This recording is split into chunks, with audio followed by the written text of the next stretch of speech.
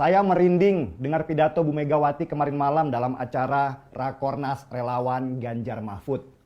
Jujur, saya nggak mengira di usianya yang ke-76 tahun, Bu Mega itu nggak kehilangan spiritnya yang dulu mempesona saya waktu dia pidato di kasus 27 Juli tahun 96 dan waktu Soeharto jatuh di tahun 98. Dulu waktu saya mendengar Bu Mega muda pidato waktu melawan Orde Baru, saya itu senang melihatnya.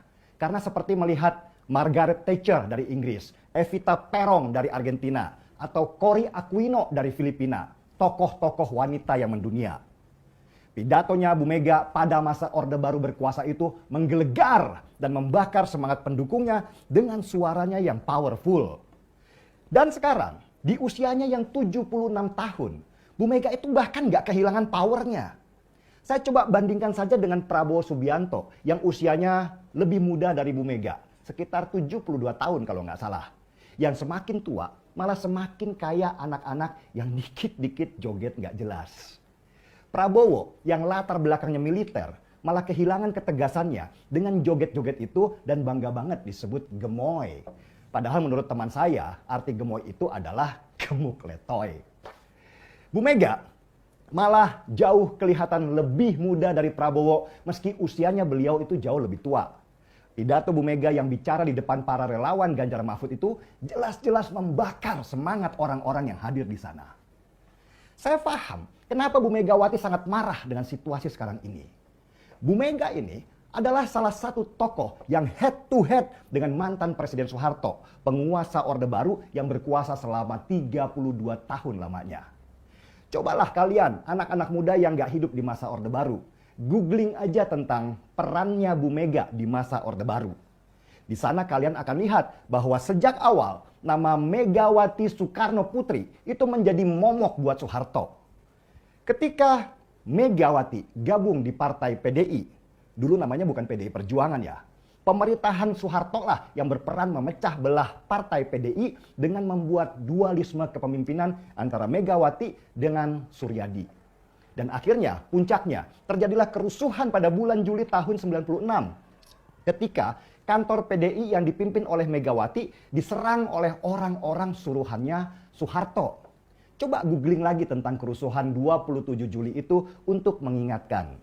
Dan akibat dari peristiwa itu, gerakan anti Soeharto semakin menguat sehingga menyebar ke banyak mahasiswa yang akhirnya bisa menjatuhkan Presiden Soeharto dari kekuasaannya selama 32 tahun lamanya.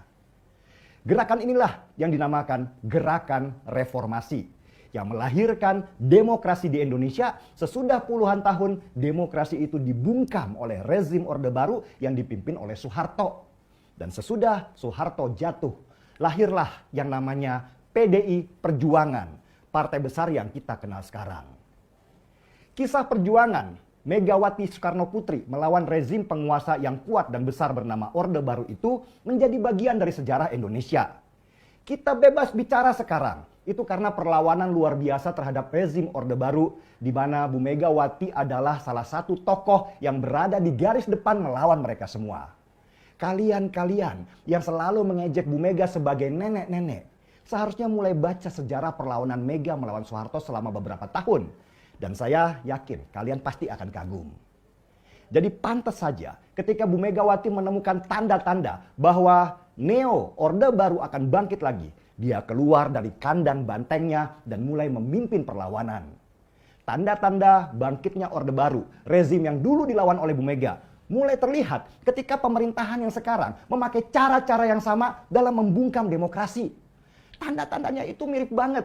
Seperti pengerahan alat negara, merusak Mahkamah Konstitusi, dan menggunakan hukum sebagai alat untuk menyandera banyak tokoh politik dan banyak pejabat.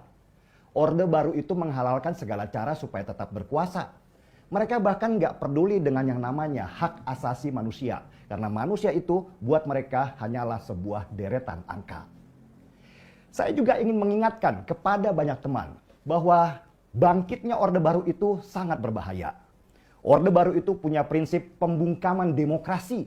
Karena demokrasi itu menghalangi absolute power. Dan absolute power itu bisa merusak banyak segi pemerintahan dan negara, seperti merusak hukum, mega korupsi, dan nepotisme yang berdasarkan keluarga dan kroni-kroninya. Jadi saya mengikuti arahan Bu Megawati, meski saya itu bukan kader PDI Perjuangan. Karena baru di Pilpres sekarang ini, situasi bahaya ini jauh di atas masalah siapa calon presidennya. Tetapi fokus pada terancamnya demokrasi kita. Saya juga ingin menyerukan hal yang sama, yaitu lawan bangkitnya Orde Baru. Kita selamatkan sama-sama demokrasi kita. Demokrasi ini berdiri di atas pengorbanan banyak nyawa, rakyat dan mahasiswa di tahun 1998. Kita hormati perjuangan mereka dengan berjuang melawan bangkitnya keserakahan dan terus berjuang untuk mengalahkan mereka. Kita angkat cangkir kopi kita bersama-sama sebagai tanda perlawanan.